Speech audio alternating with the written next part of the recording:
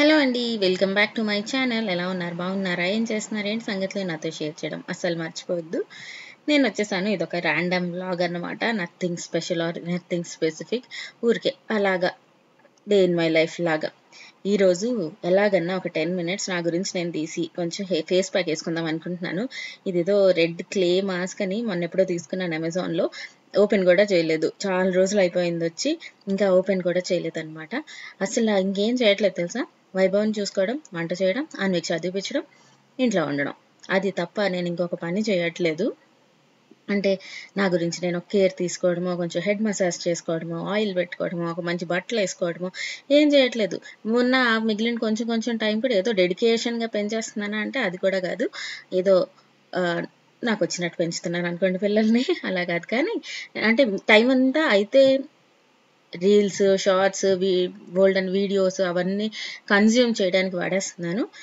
అంటే ప్రొడక్టివ్‌గా ఉండట్లేదనమాట. నాకే తెలుస్తుంది. అండ్ మనందరికీ తెలుసు happy ma'am is equal to happy baby. Happy ma'am అయితే హ్యాపీ హోమ్ కూడా. కాబట్టి మనం హ్యాపీగా ఉండాలి. నేను అనుకుంటున్నా కొంచెం కాంటెంట్‌ని కన్జ్యూమ్ చేయడం బంద్ చేసి తగ్గిచ్చి ఈ షార్ట్స్, రీల్స్ మాత్రం టైం ఎక్కడికెళ్ళిపోద్దో తెలీదు. ఏం చూసామంటే తెలీదు. ఏదైనా రెసిపీ పోనీ గుర్తొస్తదంటే గుర్తురాదు. అలా బ్లాంక్‌గా గాల్లోకెళ్ళిపోద్దనమాట టైం అంతా. అండ్ ఆ పక్కన నాటీ ఫెలో చూడండి తలుపేసేస్తున్నాడు. అలా కూర్చోపెట్టడం రిస్కీ అని ఎవరికైనా అనిపిస్తే కనుక అది చాలా స్ట్రాంగ్‌గా ఉంటది ఆ గ్రిల్. దాని మీద అందరూ కుండీలు, మొక్కలు అన్నీ కూడా పెట్టేస్తారు. మనోడు అంత వెయిట్ ఏం కాదు. కాబట్టి బొంతేసి జాగ్రత్తగా కూర్చోపెట్టాను. Don't worry he is in safe hands అన్నమాట.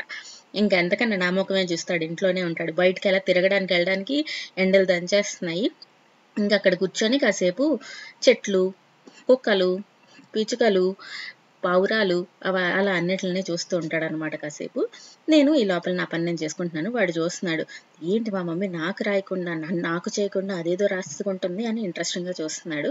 అండ్ ఎంతమందికి ఫేస్ ప్యాక్ ఏసుకుంటే చిరాకు చెప్పండి? నాకు ఫేస్ ప్యాక్ ఏసుకునేదానికన్నా కడిగినప్పుడు చాలా చిరాకు అనిపిస్తదనమాట. ఈ కాటన్ ప్యాడ్ వచ్చేసాక చాలా కంఫర్టబుల్ అయిపోయింది. ఇప్పటివరకు మీ దగ్గర లేకపోతే గనుక తప్పకుండా తీసుకోండి. ఎక్కువ కూడా కాదు. అరౌండ్ 150కి 3 అలా వచ్చేస్తాయి. చాలా కంఫర్టబుల్ ఉంటది. జస్ట్ మనం వైప్ చేసేసుకుంటే ఆ చిరాకు ఏదైతే ఉంటదో అది ఉండకుండా ఉంటదన్నమాట.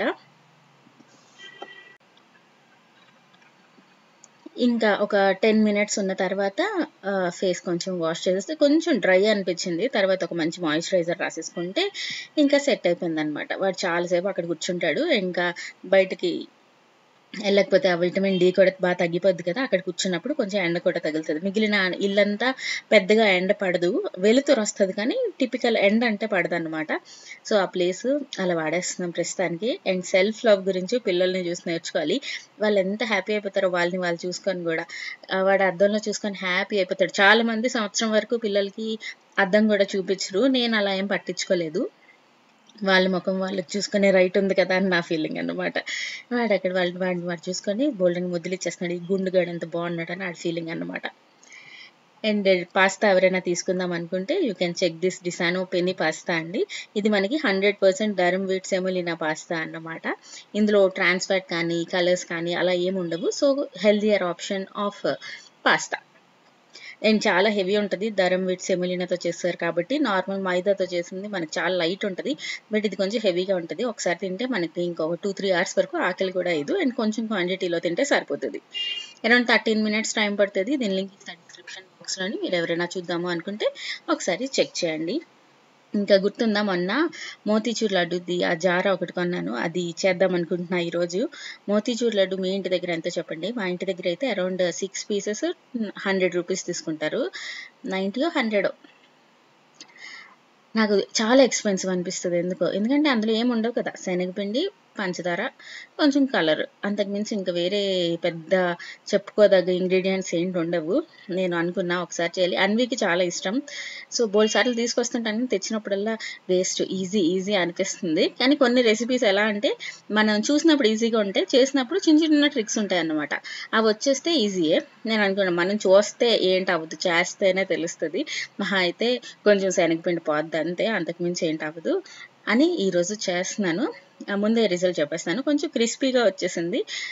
అలా రాకుండా మరీ సాఫ్ట్‌గా రావాలంటే ఇంకొకటి 2 సార్లు చేస్తే ఎంతసేపు బూందీ మనం ఫ్రై చేయాలి ఏంటి అనేది తెలుస్తది. మీలో ఎంతమంది మోతీచూర్ లడ్డు ఇంట్లో చేస్తారనేది చెప్పండి సరేనా? శనగపిండిలో వాటర్ ఏసేసి బ్యాటర్‌లా చేసేస్తున్నాను. తర్వాత దాన్ని బూందీలా చేయాలి.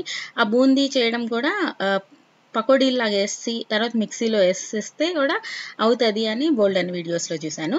దాని తర్వాత ఇంకొంతమంది అలా చేస్తే ఒక రకమైన పచ్చి వాసన వస్తది. అంత యమ్మీగా ఉండదు అన్నారు. అండ్ మనం ఎలాగా జారా అది కొన్నాం గదా! సో, అందులో ఏద్దాంలే అని నేనిక్కడ కలుపుతున్నాను. సో, కన్సిస్టెన్సీ మనకు బూందీ ఎలా ఉంటదో అలాగా. కొంచెం మరీ గట్టిగా కాదు, మరీ పలచగా కాదు అన్నట్టు కలిపేసుకున్నాను. ఆయిల్ ఈ కడాయిలో ఆల్రెడీ ఉన్నింది.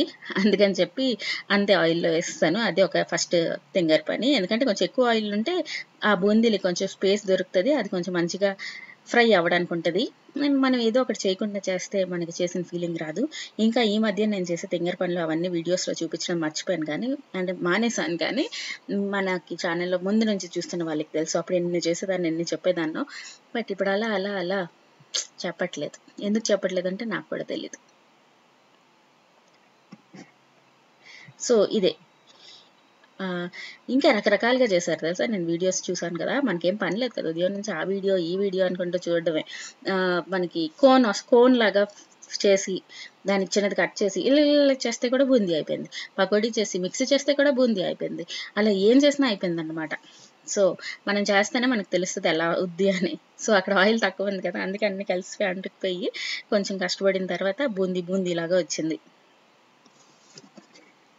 ఇంకా నేను ల్యాప్‌టాప్ తీసుకుందాం అనుకుంటున్నాను. ఈ మధ్యన మీరెవరైనా కనుక ఏదైనా ల్యాప్‌టాప్ మీరు కానీ, మీ ఇంట్లో కానీ ఎవరైనా తీసుకొనుంటే ఒక మంచి ల్యాప్‌టాప్ చెప్పండి. హ్మ్. నేను చూస్తున్నాను గానీ, ఏం తెలియట్లేదు పెద్దగా. అంటే స్పెసిఫికేషన్స్ అవి ఏం చూడాలి, దేని గురించి చూడాలి అని చూస్తున్నా. బట్ ఎవరైనా కూడా ఈ మధ్యన రీసెంట్‌గా తీసుకొని బావుంది హరీష అంటే కనుక చెప్పండి. అండ్ ఇంకొకటి టచ్ స్క్రీన్‌దొస్తది.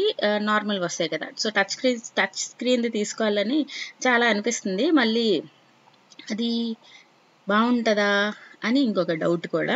సో, మీరెవరైనా టచ్ స్క్రీన్ ల్యాప్‌టాప్ యూజ్ చేస్తూ ఉంటే కనుక ఆ పెన్ కూడా వస్తుంది కదా! హెచ్‌పీ పవీలియన్‌ది మరి డెల్‌లోనే వస్తాయి. లెనోవోలో కూడా ఉన్నట్టుంది. హెచ్‌పీలో కూడా ఉన్నట్టుంది.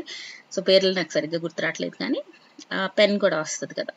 సో, అదెవరైనా వాడుతూ ఉంటే కనుక మీకు నచ్చిందా ఏంటి అనేది చెప్పండి. సరేనా?